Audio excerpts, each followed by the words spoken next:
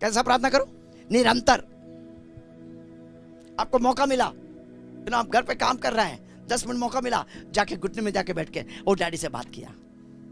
एक यहूदी के बारे में लिखा गया है, वो 3 टाइम प्रार्थना करता है। विश्वासी जो सच्चा जिंदा खुदा को जानता है, अपने आप से पूछो आप कितना टाइम प्रार्थना करता है? पूछो अपने आप से। अब आप ही उत्तर दो भाई, कितना टाइम प्रार्थना करता है? अब जिंदा खुदा को जानता है, वे जो प्रार्थना कर रहा है वो प्रार्थना पहुंचा भी नहीं, लेकिन आप जिंदा खुदा को जानते हैं जो आपके लिए अपना जान दिया। कितना टाइम आप प्रार्थना में करते हैं? नहीं पास्टर, पूरा दिन तो मैं व्यस्त रहता है, रात को बोलता है प्रभु तू जानता है मैं बहुत ही बिजी व्यक्ति हूँ, तू समझ सकता है, मेरे हालत को समझ सकता है, मैं तेरे से सब कुछ तेरे हाथ में देता हूँ।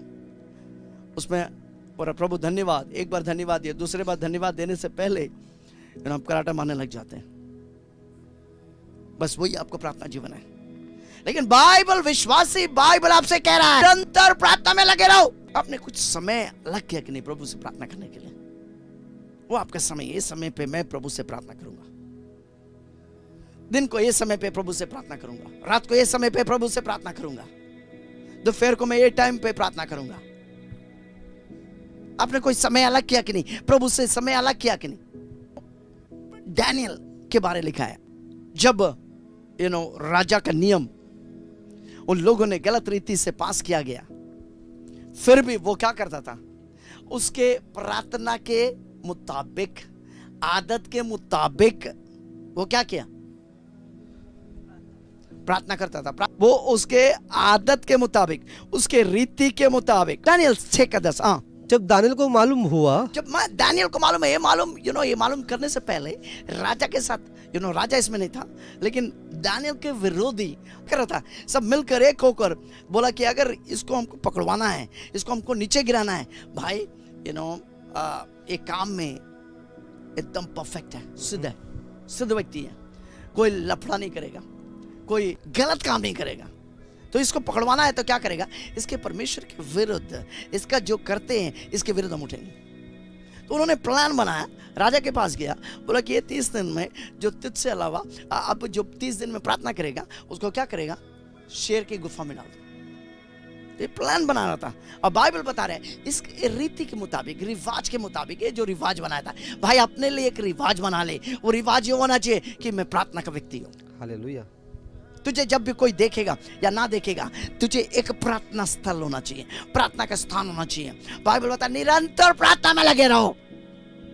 जब दानियल को मालूम हुआ, जब दानियल को मालूम है, ये जो प्लान, ये जो योजना इनके विरुद्ध, शत्रु का योजना इनके विरुद्ध जो था, तब पता चला कि उस पत्र पर हस्ताक्षर किया गया है। हाँ, उस पत्र पर हस्ताक्षर किया गया, साइन किया गया। तब वो अपने घर में गया, जिसकी ऊपरौठी कोठरी की खिड़कियां, जिसके ऊपरौठी कोठरी की खिड़कियां यरूशलेम के सामने खुली रहती है, यरूशलेम के सामने खुली रहती थी। और अपनी रीति के अनुसार,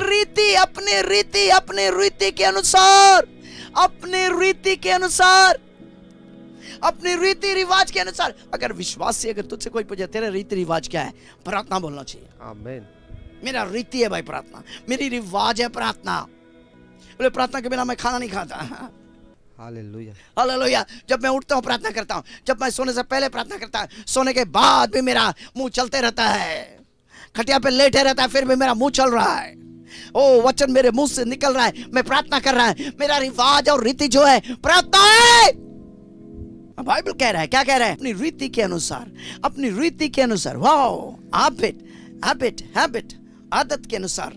जैसे वो दिन में 3 बार, जैसे वो दिन में 3 बार अपने परमेश्वर के सामने घुटने टेक कर प्रार्थना और धन्यवाद करता था। घुटने टेक कर प्रार्थना और धन्यवाद करता था। वैसा ही तब भी करता रहा। कब? हालेलुया। जब ये परिस्थिति उनके विरुद्ध उठा, जब बोला कि कोई प्रार्थना नहीं कर सकता, जो भी प्रार्थना किया पकड़ा गया तो शेर की गुफा में डाल दिया जाएगा। सुन रहे कि नहीं विश्वासी? जब परेशानी आएगा, वो परेशानी समस्या आएगा, फटक से प्रार्थना करने लग जाएगा। उसको बोलते हैं क्राइसिस प्रेयर। जब समस्या आए, प्रभु संभाल। पत्रोस पानी में चलने लगा, जब गिरा बोला प्रभु संभाल। क्राइसिस प्रार्थना नहीं होना चाहिए भाई। प्रार्थना तेरा क्राइसिस में प्रार्थना नहीं होना चाहिए। जब समस्या है तब प्रार्थना करेगा, नहीं नहीं नहीं, हर पल तो प्रार्थना में लौलीन रहना चाहिए। प्रार्थना तेरा स्टाइल बन जाना चाहिए, प्रार्थना तेरा आदत बन जाना चाहिए। जैसे सवेरे उठ के तू बिना ब्रश के कुछ खाएगा नहीं, पिएगा नहीं, वो उनका आदत बन गया, वो ब्रश सवेरे उठ के उनका आदत बन गया। उसी तरह प्रार्थना तेरे लिए एक आदत बनना चाहिए। तेरे रिवाज और रीति रिवाज जो है प्रार्थना का जिंदगी हो जाना चाहिए। दानियल इस तरह क्राइसिस प्रार्थना नहीं था भाई, समस्या का प्रार्थना नहीं था। हर रोज रीति रिवाज की जैसे वो घुटने में आकर प्रभु को धन्यवाद देता था, फिर उसी टाइम वो धन्यवाद दिया। धन्यवाद, प्रभु को धन्यवाद देना तेरा आदत बन जाएगा। अब बाइबल बताता, बाइबल का परमेश्वर जब ऐसा किया, इसे पकड़ कर क्या कर दिया, शेर की गुफा में डाल दिया। लेकिन बाइबल बता रहा है इनकी प्रार्थना, प्रभु धन्यवाद की प्रार्थना जब स्वर्ग में गया, ये जाने से पहले शेर के मुंह को बंद कर दिया, जबड़े को बंद कर दिया। तेरे विरुद्ध जो दुष्ट आत्मा, दुष्ट चीज, दुष्ट लोग जब तेरे विरुद्ध उठता है, उसके पहले तो प्रार्थना में रेडी रहना चाहिए, प्रार्थना में लवलीन रहना चाहिए, प्रार्थना करते रहना चाहिए, प्रार्थना में तैयार होते रहना चाहिए। अब बोल सकता नहीं दानियल को डाला और शेर जो था भूखा था, लेकिन उसके मुंह को, जबड़े को स्वर्गदूत ने बंद कर दिया। आमीन। अब दानियल को सवेरे फिर क्या किया, राजा जाकर देखा और दानियल शेर के साथ सोया हुआ है।